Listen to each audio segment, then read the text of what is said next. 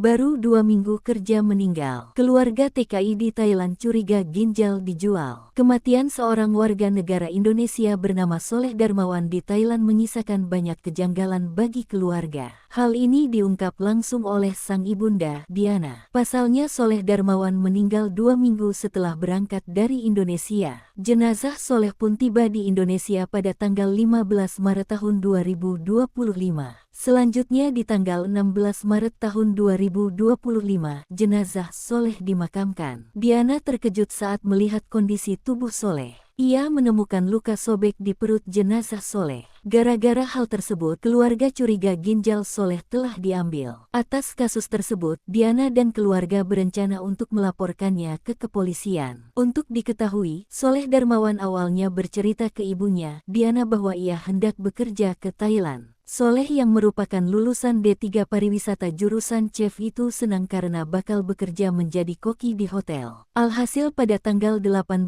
Februari tahun 2025 Soleh pun berpamitan kepada keluarganya di Bekasi dan berangkat menuju Thailand. Lalu pada tanggal 3 Maret tahun 2025, Diana mendapatkan kabar bahwa Soleh meninggal dunia.